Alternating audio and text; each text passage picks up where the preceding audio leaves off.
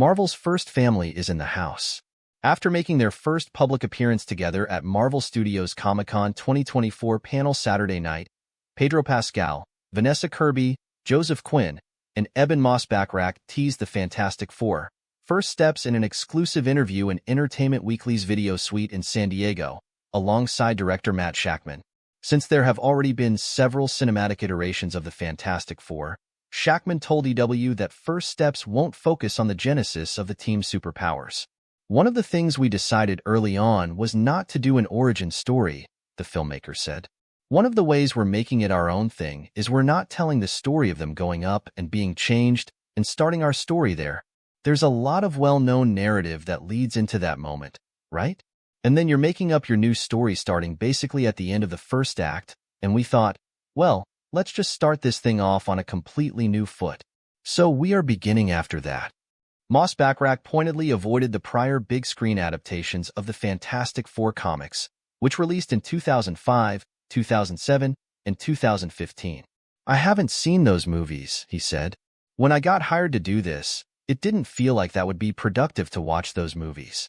People ask me about, how is this different from those other ones? And I don't think it's helpful to make something in opposition to something else. He continued, we're really just making our own specific thing. This is no discredit to those movies. But we're telling our own very specific story. Like any great play, you can cast a play with 4 people and then recast it with 4 different people, and it's the same play, but it's a completely different experience. Pascal echoed his co-star's sentiments. The authorship that we have as a family is what's anchoring us to this experience, and the rest of it is all valuable information and inspiration, he said. The retrofuturist 1960s setting is another intentional distinction from previous FF movies, and also helped inspire the newly revealed subtitle for the film. Our movie is set in the 60s, kind of a retrofuture 60s, and it's a lot about the space race and about voyaging out there, Shakman said.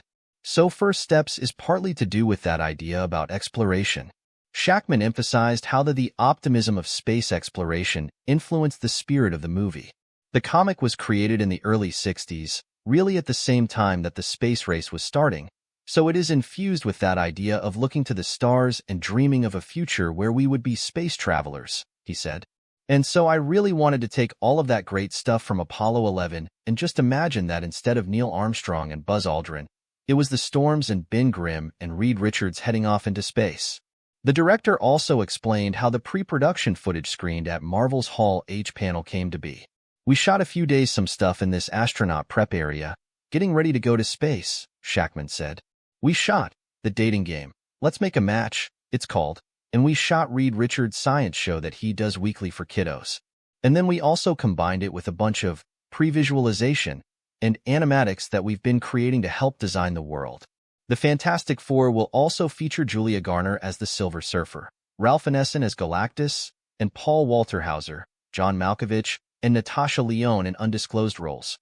Marvel Studios also worked Fantastic Four into a number of other promotional stints during Comic-Con weekend. After a certain F4 actor made a surprise appearance at a screening of Deadpool and Wolverine, a drone show formed a massive version of the team's logo and teased Galactus on Thursday night, and numerous banners featuring retro illustrations of the team promoted the film around San Diego all week.